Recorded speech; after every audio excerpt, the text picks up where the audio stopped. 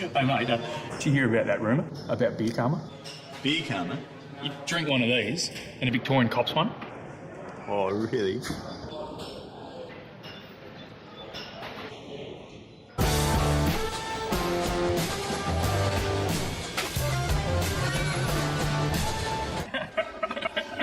They did claim to invent the footy.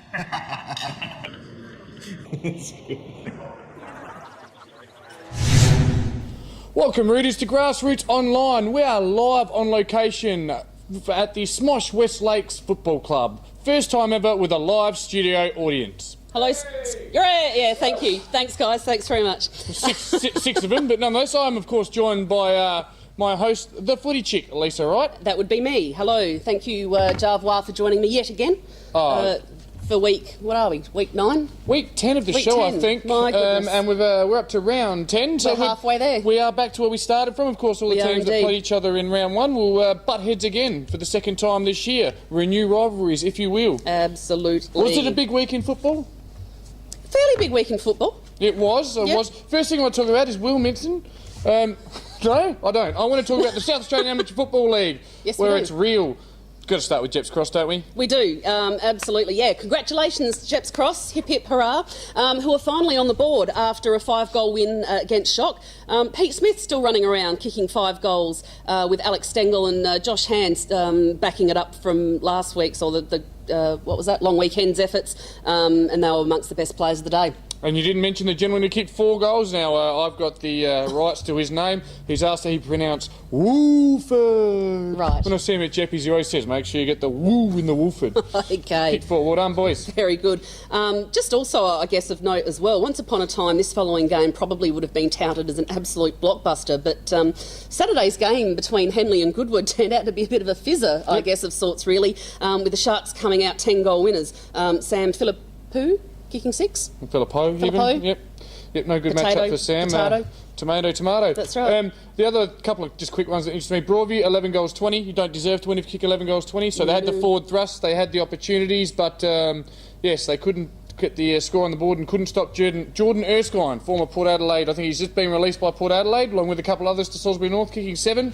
They will be very strong. But Spock touched up Gazer by 10 goals, and I'll tell you what, Spock are up and about, second spot, 8-1, and Gazer have just come back to the pack a lot more than we thought at 5-4. They are, and they're, I think, hanging on to 5th spot or something at the moment. They are. Yeah, and look, they'd probably want to hope for not many more injuries throughout the second half of the season, as we have it on very good authority today that a fair few have actually cleared out and gone back to former clubs, and I think they're even at the point where they're looking at shutting down their C grade. So, look, it's been a hell of a year for them, really, having no home oval to play on.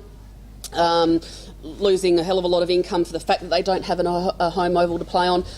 But look, they're a strong club, they're a strong A-grade outfit in general, so hopefully they can pull it together for the second half of the season. And if you could please just clarify that you already had that information, as people from Gazer did speak to me today, and I did say I wouldn't be discussing any internal workings of Gazer, but you did have that information already. I certainly did. And you're welcome to talk about whatever you like. So that wasn't coming from me, but yes, what you have said is true. Hopefully they'll get back on their oval. Having said all that, the top 5 for mine in the Greyhound Racing Division 1 is set. Lock it in. They're the 5 teams that will play finals. Gazer are sitting 5th and they will play finals. They've got a couple of injured players to come back in, and they're a good team. Yeah, absolutely. Okay, Division 2, well... Do you agree with it or not? Oh, look... You're allowed to disagree. No, I agree. Just because I'm full of might doesn't make me right. No, but you would sort of hope that the reigning premiers would back it up a little bit and finish higher on the table. But as I said, that remains to be seen. Div 2, the much anticipated return of David Bird back to Portland from Henley seemed to have upset the Portland apple cart a little bit there, Jarvois. Yeah, they went down by 10.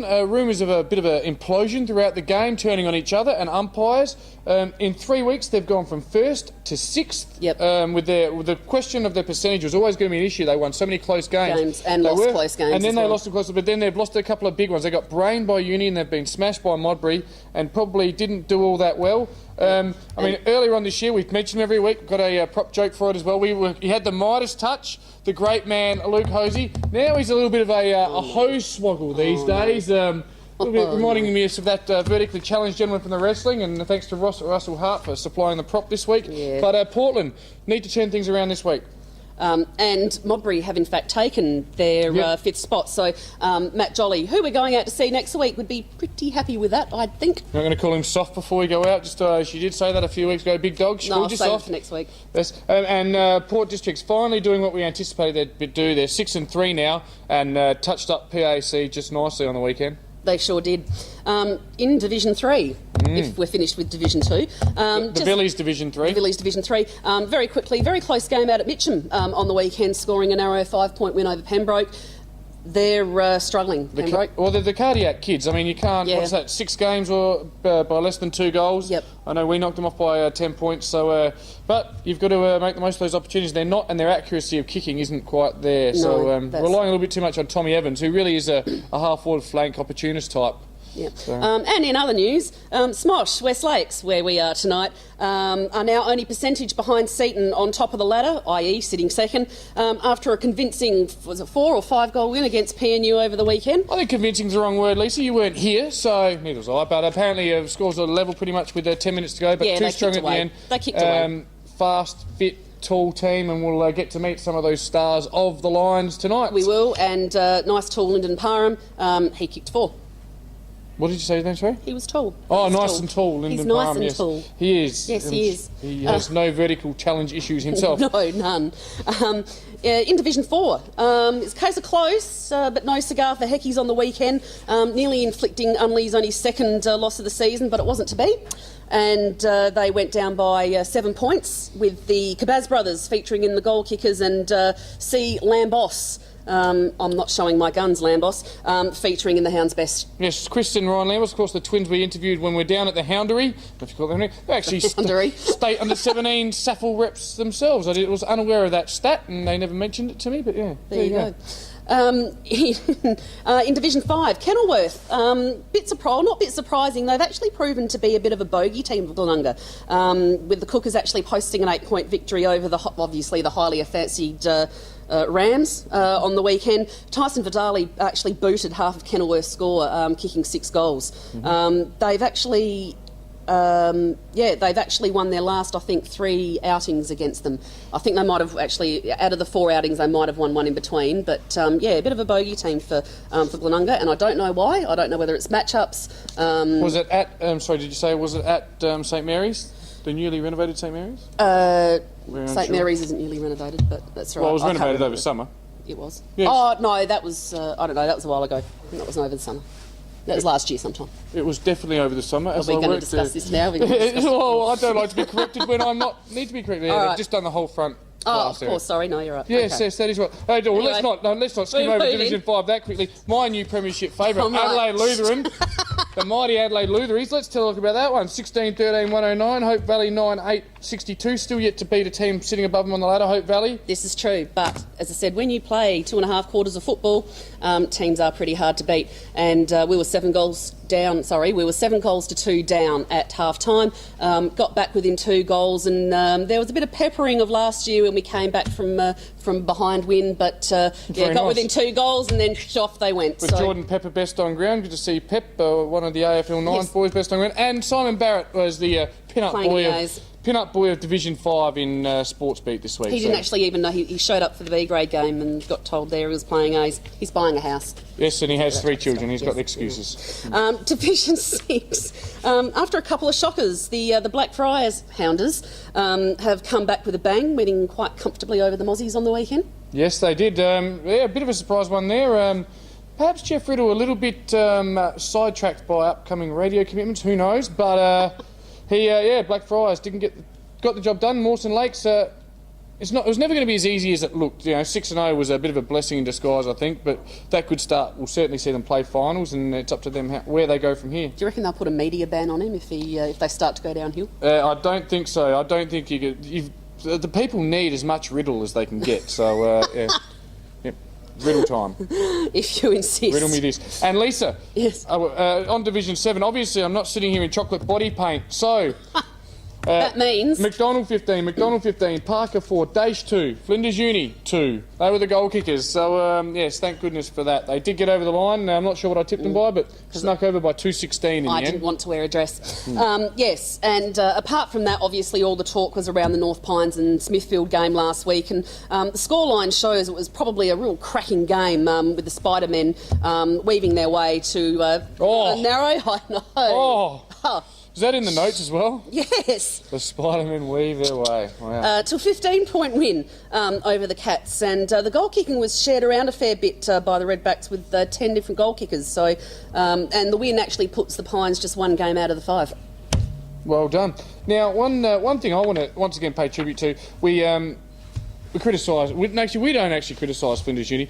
I know. Flinders, there's a stopwatch there and I didn't start it. Flinders Uni B grade have fielded a team. Well done. Obviously, they're struggling. They're always going to be in for a hiding. The A grade is still fielding a team. A couple of forfeits creeping up, which isn't good to see, and they're from big clubs. In Division 8 reserves, Jeps Cross have forfeited against Golden Grove. Don't like to see that. And we touched on some Gazer issues earlier on. The Gazer C1 team have forfeited, so that is not good for anyone at all. No, and I think, obviously just for these two clubs, but unfortunately this is the time of year when injuries start setting in, and unfortunately clubs do have to fold D grades or C grades or, sort of however it goes up the ranks. So hopefully it doesn't happen to too many clubs because, as I said, we like to have our competition as strong as we can get it. Yes. Are we heading out to Eastern Park anytime soon? Not sure. Because, I don't think we should, what I'm going to say. A grade, yet to win a game. B grade, yet to win a game. C grade, haven't had a team get within 10 goals of them. read between the lines what you like for that. I think it's time perhaps some of those quality C graders I ran up against who were too good and played with great dignity and respect. There's nothing against the blokes themselves, but I think people need to play at the highest level they can for their club. That's my opinion. It's a bit of a, running them across the coals a bit there, but that's how I feel about it. Winning higher grades. No, and fair call as well. I saw them firsthand. I saw how good some of those guys were. Yeah. I know they're a bit older, some of them, but no, you've got to play at the highest grade you can for your club. And just before we go, there were people questioning throughout the week in the Division 4 reserves, and if I can go back to the Division 4 reserves, that they saw the name Jay Vanderhaak for running around in the resis for Plimpton. And considering they had a very narrow loss against Salisbury West, sort of questioned why. And just to confirm, no, he hadn't been dropped, no, his form isn't poor. He does have a bit of a niggly hamstring and is just coming back for a bit of a run around in the Magoos. So no doubt you will see Vanders back playing A grade very, very, very shortly. Very, very shortly. Yes. I reckon we've probably done our 10 minutes. After last week's marathon, hour and 10 minutes. I made him bring in a stopwatch, which he didn't even turn on. I'm going to say it's 10 minutes, which means... We want this segment to be shorter. We're going to come back after these short messages with the footy trip from the Smosh West Lakes Footy Club. On location again, Rooters. We've gone Lions, Pussies, and we're back in the Lions. It really is the Cats' kingdom because we're on location at Smosh West Lakes, home of the Lions, and I'm standing in front of the John O'Boy scoreboard. A man very close to the heart to the Smosh West Lakes locals, a man who's done great things. We're going to meet possibly John Boy himself, talk about him, and meet all the stars of the Smosh West Lakes Footy Club. Stay tuned, Rooters. I may even take on the quickest of the quickest at this club and teach him what leg speed is all about.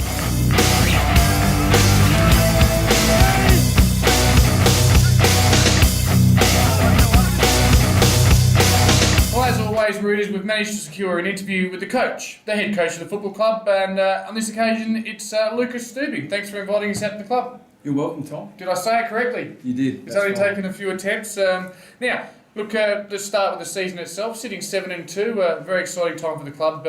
Premiership must be on the agenda. Well, I guess we finished in a prelim last year, got knocked out by Flinders Park, and yeah, there's a bit of excitement around the club, but Div 3 is a very even competition, and we haven't managed to beat Athelston or Kilburn at the moment. So, yeah, whilst the aim is the premiership, we're not getting carried away. And I think there's 3 or 4 teams that are in the mix, that's for sure. But yeah, we consider that we're one of them. Yeah, absolutely. Now, obviously, you did tell me before you're a huge fan of the show, and you like the fact I worked the way to segue into each episode. So nice segue to the fact you've got a crack at Athelston this weekend, haven't Yep. you? And you must be very excited to redress round one defeat. Was that Max Amber the first time round? Or? It was, yeah. And down by 5 goals, so you'd be looking forward to that opportunity, I'm sure. Definitely, yeah. First game of the year, and we had a great pre-season, good build-up. There was a heap of excitement. And it was a huge letdown for the guys to lose, and to lose in the fashion that we did, because we just got, we got outplayed. They were really well organised and obviously well coached and committed to the game plan. And I think the good thing about it was we were able to talk about and identify mistakes we made during the game, and hopefully we can fix those this time around. And probably would have been your lowest score from memory. Off the top of my head, your lowest score for the year, kicked 7 that day. That would have been just about the lowest. Yeah, I think we've been up around over 15 since, so hopefully we can fix it on Saturday. No worries. And on the weekend, I think you did kick 17 goals against Payne. I mean, what was deemed by everyone back at Payne that I spoke to, and Trent said it was a fantastic game of football. It was a good game, yeah. Tell us a little bit about it. Hurts, but I'll have to hear it. Where'd you beat us? Around the stoppages is what Yeah, well, we got our highest number of stoppages for the year, actually. We got 33 stoppages, which is probably about 4 or 5 better than we've had all year. Yep. I think our on-ballers are getting better and better with the stoppages, and they're getting more and more organised, and they're organising that themselves. I'm not having very little input into that stuff. Yep. That's the first thing that we did well. I think we've still got a way to go with our forward structure. I think with the amount of times we're going in, we're probably not scoring as often as we should. But yeah, it was just one of those good games to watch. It was really free flowing. Yep. It Fast. was goal for goal, and really close, probably up until the 10-minute mark of the last quarter. Yep. When we were the team that happened to kick away, it could have been either side, I thought. Yep. The mail also is that you'll stretch a lot of teams. You've got a very tall forward line. Tell us about some of those, you don't want to give away too many secrets, but some of those key tools and those players around the stoppages who have made the difference this year that are making you such a premiership threat. Yeah, I think, the first thing is that we lost Charlie Ray at the end of last year, and he's out of the Eagles. And I think the first thing people thought is, well, how are we going to make a forward line work? And I think we've got just as good a forward line as we had last year. And guys like Lyndon Parham, who've been the number one ruckman at the club for so many years, is now a forward. He's not a resting ruckman, he's not a second ruckman, he's our full forward. So, and he's kicking. And enjoying it, I assume. Yeah, he is. Yeah. I think he's getting a little bit frustrated at times, and that's just understanding that's what it's like to be a forward, I suppose. But and we've also got Keogh and our captain Marty Davidson, who's playing up forward. We've probably just brought that second lead up into the side at centre half forward, which is probably helping us get more opportunities, and we might even stick Big Milesmore up there this week. Yes, of course, lovely work then. He's a former, was he on the 36ers list? He was a rookie with the 36ers. Yep. I reckon he did a pre-season with Essendon, a couple of years with West Adelaide, and he had shocking problems with his body. He had both feet plated and pinned, and I think he thought, well, this is time to go back and play sport for fun, which he's come out and done. But his first game last week. Yeah, interesting to see two ex-36ers, of course, Jordan Dodman playing for Flinders Park. I'm not sure if he was there last year, but big unit. He wasn't there last year, but we played him in a trial, and he made us look pretty ordinary. Yeah, he's a very, very big man. Of the teams you've played so far, obviously Athelston knocked you off, but you've won since then. You've won 7 of your last 8. The other team that beat you was Kilburn after Pointsgate, we're calling it. Tell us about Kilburn. They've got to be a real threat this year, I think. Yeah, I think their first 3 games they won, and then the next 2 they lost. But my feeling is that they've got, what do they have, their 20 points or whatever, and they had to work out, well, what's our best 15 points, and that's going to take time. You're not going to get that right in the first week. So my feeling is probably that first 2 weeks it took them to work out which their best 15 points were. Yep. And now they've sorted that out. They're a great side, and we came up against them for that first one. And they were angry that day, I assume. Yeah, well, they just outplayed us in every aspect of the game, and we got absolutely pumped in that game, and it was probably the biggest defeat I'd experienced at the club since I've been here in 1.5 years. It was only 8 goals though, wasn't it? It wasn't so much the margin, but more the manner in which we were beaten. Never in the game, I guess. Yeah, no, not really. Nice. It's an exciting time for the club. You don't want to get too far ahead of yourself, but you must, in your second year as coach, hold aspirations of perhaps heading up towards the higher 2 divisions. Yeah, well, that's what the club wants. Yep. That'd be their plan. And I guess for myself, I just do the best job you can do. I mean, it's only my second year as an A-grade coach, so I'm still feeling as though I'm on a pretty steep learning curve. But there's heaps of guys around the place that are giving us a hand, and guys like Timmy Jennifer that pop in from time to time and always lend a bit of advice, and yeah, so there's enough support there for sure. Yep. Now, just on a bit of a lighter note, which players in the A grade require the most sprays? The odd spray here or there. Jacko Marnie must need a bit of straightening up every now and then. No, Jacko's pretty good. Sometimes you kind of need to kick him in the gear a bit, but I guess the guy that's provided me the most frustration since I've been here would be Sammy White, who's arguably one of our better players, and he's just one of those characters that tests your patience at times. But he's a great bloke to have around the club. Fantastic footballer, but definitely I'd have to say White. Bit of a joker, or he's a bit of a joker. His timing's terrible, and his jokes are never funny. Yeah, it's doing well then. And can you spell Nichikowski? Netchitowski. I went to school with him, so I should be able to do it. Netchitowski. I wouldn't have a clue. Apparently that is correct. No, thank you very much. I wish you the best of luck for the rest of the year. I'm certain I've tipped you guys to play Kilburn in the grand final. Sorry, Macca, but that's from what I've seen and heard. I think you'll be there, and so I wish you all the best of luck with that, and good luck. And this week it's Athelston. Yeah, thanks very much, mate. No worries. Can I give the sponsors a bit of a plug or not? I'd love you to. I'm looking at them and I didn't ask, so you better. No, that's right. We've got Ready Fence Adelaide, Lawrence and Hanson, the Bergen Head Tavern with Jake Barrow, who's great. We even get a sponsorship from the school, St Michael's College, which is fantastic. Pro Health Physio, Hurry Curry, and the list goes on. There's a heap there. Video easy, the choice is easy. The choice is easy. If you want videos or DVDs. That's right. Old Port Roofing. I think that's Whitey, isn't it? Is that Whitey at Old Port Roofing? Try living in a house without a roof. Who is it? Custom. Right. Good. What do Armstrongs do? Armstrong's, the strength is in... Oh, the sealants and the packaging. I mean, if you Sealants want to and lock it away and seal it, Armstrong's the venue. I mean, that's right. It's in the name, strong. Arms. All right. Okay, we probably could have done the sponsor. We probably could have left that out, couldn't we? I haven't done much justice with that part. No, but the sponsors are a very important part of the club, and you can't have a footy club without them. So and Lakeside Roofing as well. Mate, I'm a big fan of the roofs. Yeah. All right, thanks again for being on the show. Best of luck for the rest of you. Sorry for not getting the sponsors in earlier. Thanks, mate. No worries.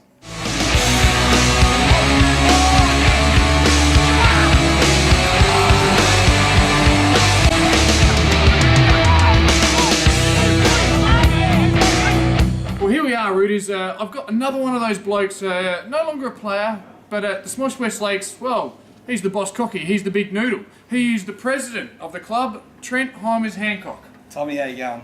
Good, mate. Now, we've chewed a bit of the same grass together, metaphorically and physically, probably. Let's talk about you. Enough about Smosh. Former C-grade premiership coach, a few premierships under the belt yourself. Some Gaelic silverware's been captured over the years. We even may have won a Gaelic Cup ourselves together back in the day. Won 3 Hannigan Cups and one nine-a-side social cup of the Hounds. It was very memorable. It was. I'm wearing the strides even as we speak. Funny enough, it's a bit of a pretty big night in the pool that night, wasn't it? It was a big night in the pool. Pizza's at that little fella's house who wouldn't know my fell over him these days. But yeah, it's good times. Look, let's talk about the club though now. You yourself do a lot of work off the field, obviously. As a president, I know the role, what it entails. Talk about some of the other people around the club who make Smosh tick. Okay, we've got about 3 or 4 real big volunteers. We've got one guy, Rodney John Moody, John Boy. He's been at the club for about 40 years. Played 200 games of football. Since then, he's been a team manager for the last 30 years. And basically anything we want done, he's in charge of. And he's in charge of apparel. He's the match day official. He's everything the club's about, and all the players at the club just love him. They get around him every time there's a chance he's around. They buy him a beer, and he's never quiet. He's never one for walking around without a beer as well. So You've got to do that. good old West End.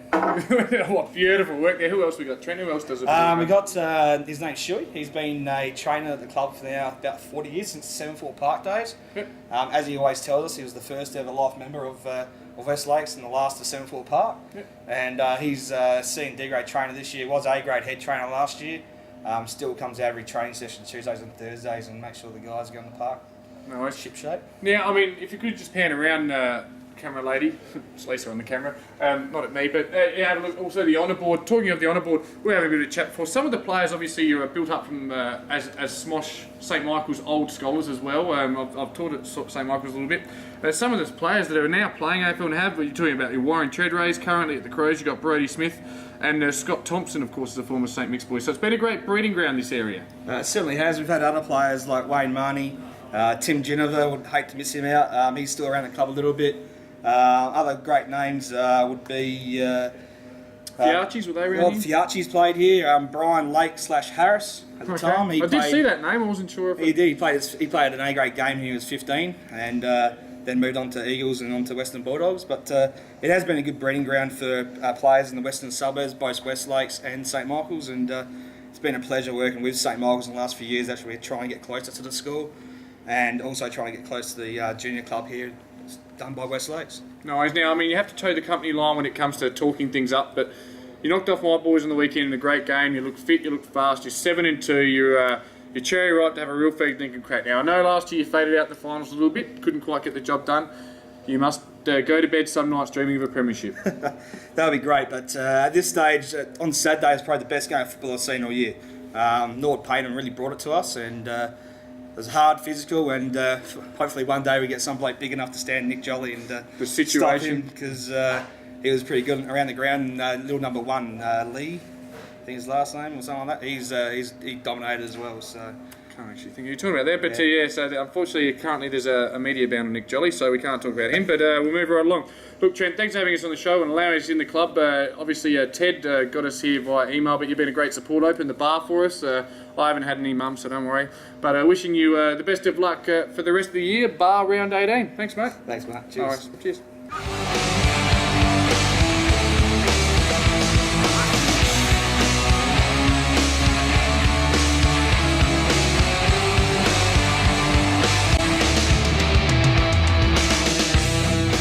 Sean Peak.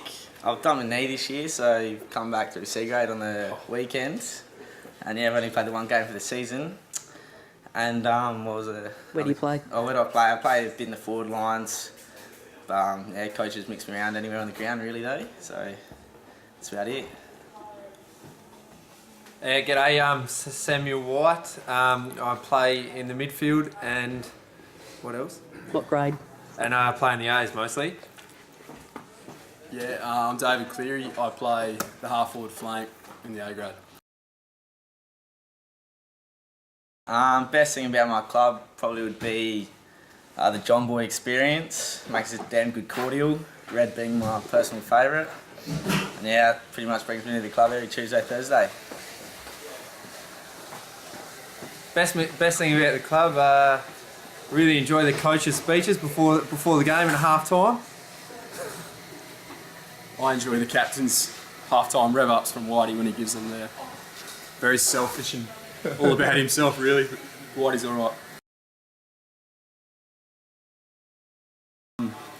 I'd probably have to say Matthew Kingsman because he does have red hair, so he's a bit self-conscious about himself, make sure he looks good, and that's about it. There's a bloke at the club named Martin Thorpe Davidson, and you always catch him looking in the mirror trying to see if he's lost any hair during training or after a shower. Thorpe's hair is all going from the one side, I noticed. I'm going to go with, well, there's probably a couple, I guess Fish and Primo certainties. They've got more gel and wax in their hair than anyone I've ever seen. And Kingo as well, the little red nut, new bloke at the club, he loves it.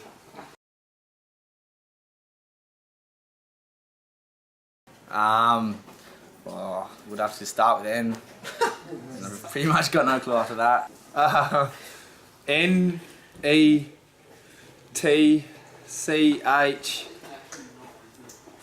I don't know. N-E-T-C-H-A-W-O-K-S-K-I, S-K-I, something like that maybe. Alright, N-E-T-C-H-I-T-O-W-S-K-I. C-H-I-T-O-S-K-Y.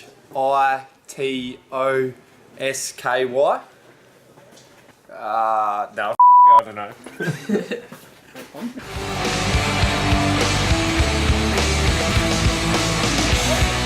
Okay, it's club legend time now. I'm at my favourite place, the bar, and with me I have possibly the only man in the amateur league that has a scoreboard named after him, John Boy Moody. John, thanks for joining us, love. Thank you. No worries. Now, we've heard the others just speak amazing words about you.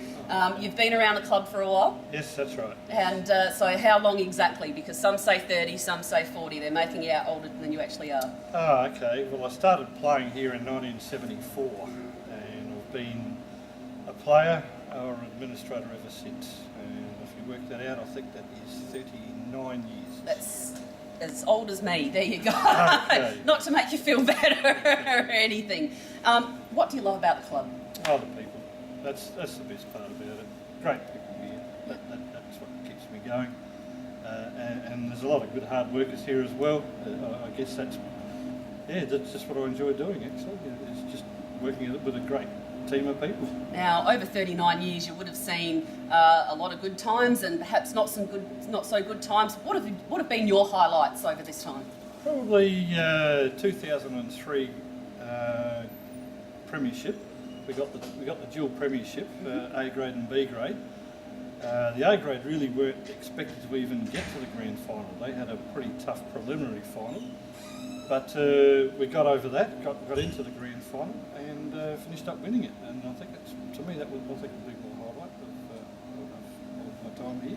Fantastic. And tell us a bit about what you do at the club. What's your average Saturday at the club nowadays? Oh, okay. Besides making cordial. Yeah, a fair bit of that happens. I get down here and quite often open up and sometimes get out the goalpost paddings if there's nobody else here. Get out the footballs and jumpers already for the players as they come. And, just generally do what I can. You're a jack of all trades. Yeah, I guess so. A true unsung hero, everyone. Thanks very much, John, for having a chat. Okay, thank you.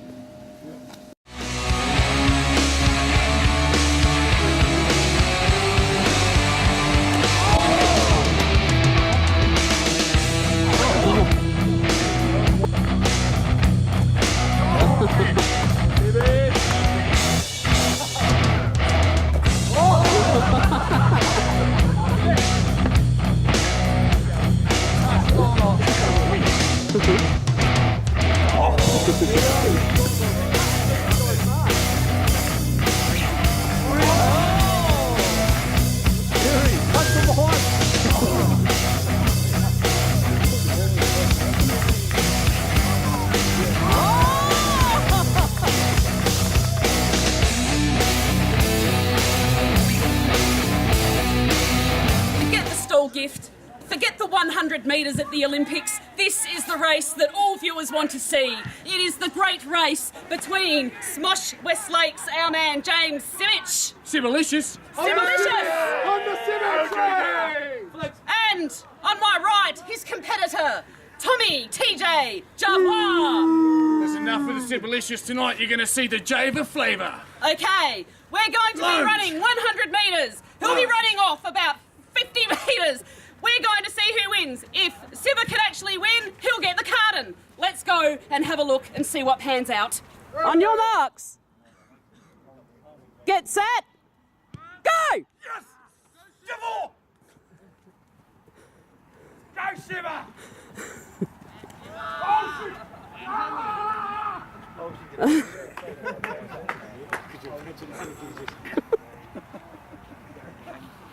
Well, I promised a fantastic race, and a fantastic race we got. Tom Jarvor reckons it was a draw, but we all know who the winner was. It was our friend James Sivich here. Sibba, thanks very much. Well done, matey. And probably some of the most average mark taking I've ever seen in the amateur league. But this fellow here, Blake George, stood out and took a fantastic mark. And mate, on behalf of Grassroots, we'd like to offer you this carton of beer for the both of you. Thanks very much. Share it as you will. Don't share it with them. West End. They West can't End. take a mark to save their lives. Thanks very much, Grassroots. There you go. Thanks, guys. No worries. Thanks to Smosh West Lakes Footy Club for having us out tonight, and we'll see you at Mobbery next week. Welcome back, readers. It has been a great night at the Smosh West Lakes Lions Football Club. A lot of interesting things have happened, haven't they, Lisa? Yes, very, very funny men. And if you want to send us an email, if you think you can spell Nechkowski and correctly without looking it up, we might see if we can organise a little prize for you too. No worries. Well, let's get on to the close here, Lisa. Where do we want to start? Okay, well, what we'll do is we'll actually start with another state match that's actually coming up at the Adelaide Airport Stadium. Right back. Carry on. On the 8th of July. And that's actually the SAS Rapid, or what we call the C7 SA versus Vic State match. So, as we said, all the action starts at... Oh dear. All the action starts at, I hope our Victorian friends aren't watching this, all the action starts at midday. Look, these boys they live for their footy. They absolutely love their footy, and they just get out there and they have an absolute fantastic time. And there are some pretty big names in terms of C7. Actually running around on the park. As I said, come down, have a look, and support our C7 boys, because they certainly support us at our respective clubs, being volunteers, being water runners, being goal umpires. Come down and have a look. And just a cheerio while I'm here as well, I need to say a big hello to a guy that's a big fan of the show. His name's Shane Smith. Loves the Roots. Plays for Salisbury, and I think he was actually the 2010 Brownlow medal winner. C7 medal winner. The C7 medal winner. So big hi to Shane. Shane Lee Smith. And I work with his brother Toby, and he said he's a big fan. So big hi to Shane. All right. Thanks, Shane. All right, milestones? Next, milestones. Now, fair few good ones this week as well. Cool. Firstly, you might be able to tell me a bit about this fellow. Yes, Brent Felice, Walkerville, 350 games.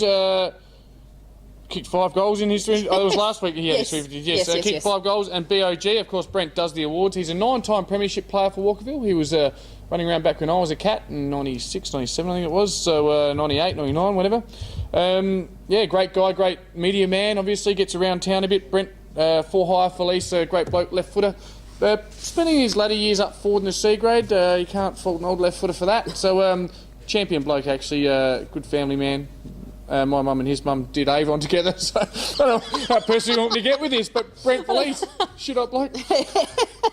Good on you, Brent. In any case, congratulations. Ryan Cleggett ran out for his 200th game on the weekend. He got best on ground as well, playing for the Magoos at Mitcham.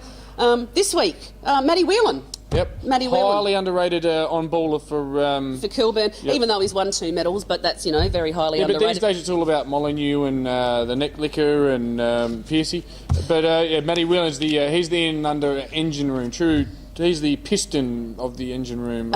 200 games for Matty, so well done. And Kilburn this week. Who have they got this week? I can't think off the top of my head, but no Same doubt. Same team they had in round 1. So yes. that would be... Would you like me to tell you? Someone they beat. Yes, it was someone they beat. Someone they smashed. It was Mitcham. There you Kilburn go. and Mitcham. So, 2 teams that have won... Kilburn have won their last 4 and Mitcham have won 3 of the last 4. So... Now, the next guy I'm going, he plays 250 games, but this is just his 250th game for Kenilworth.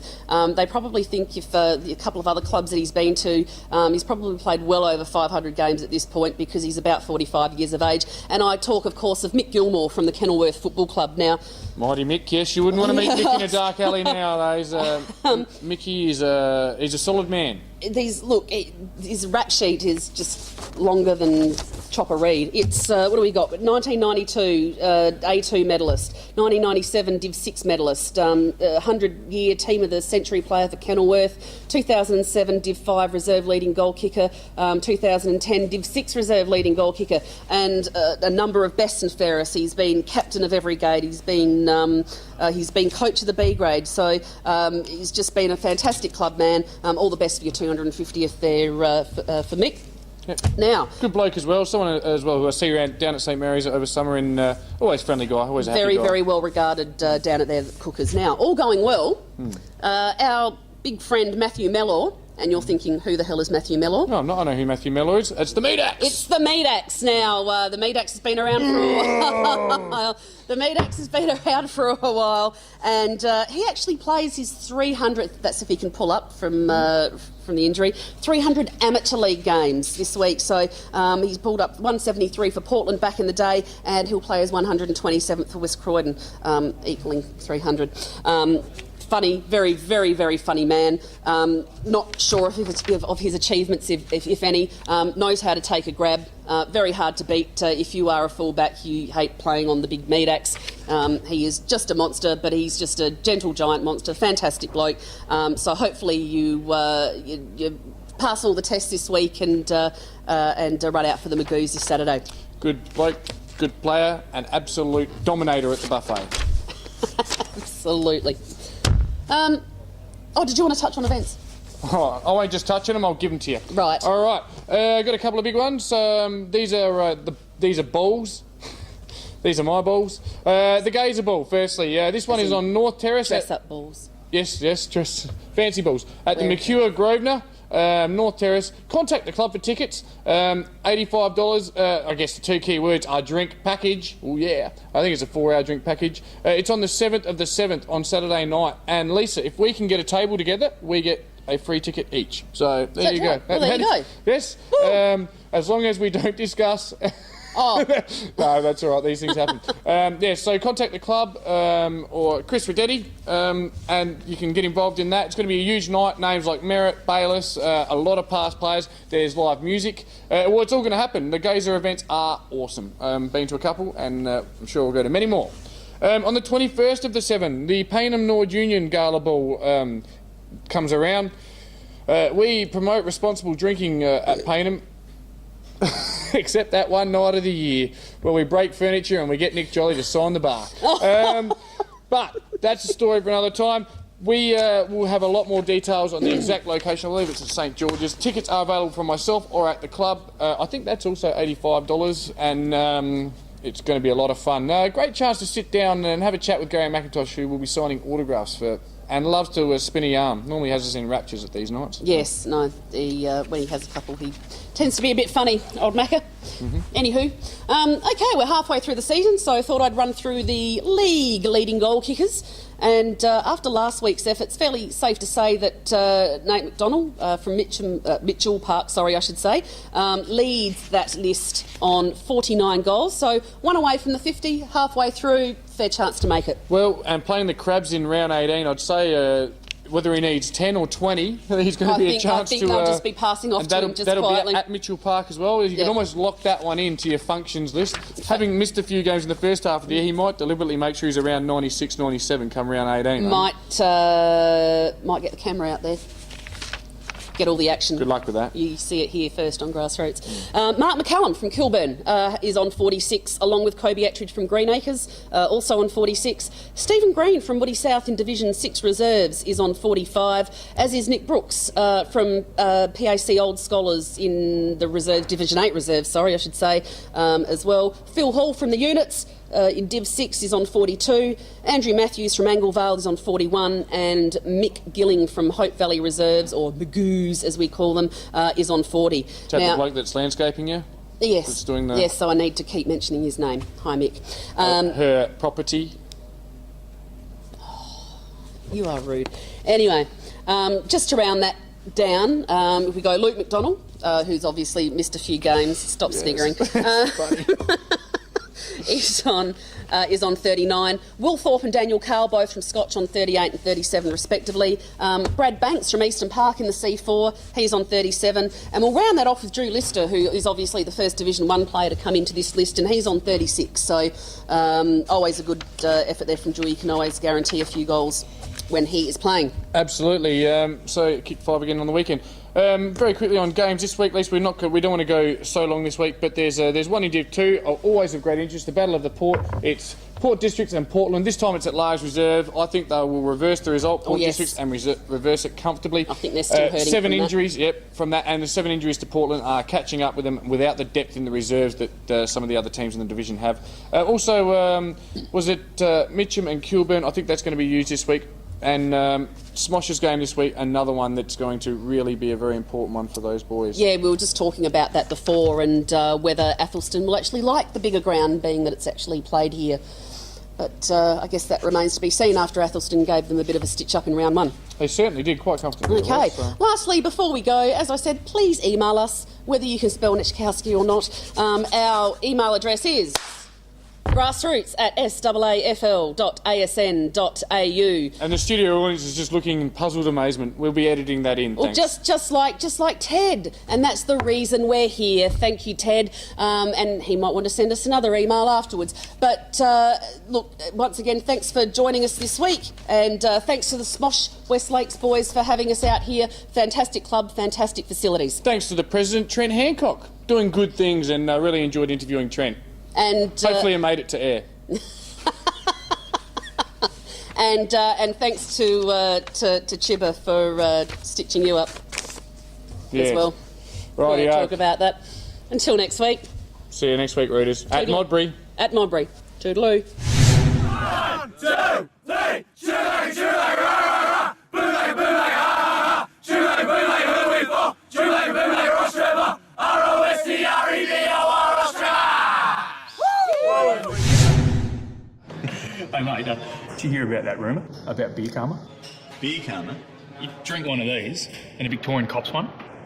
Oh, really?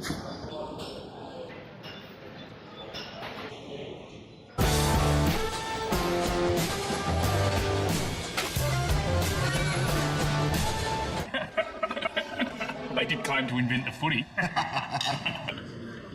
That's good.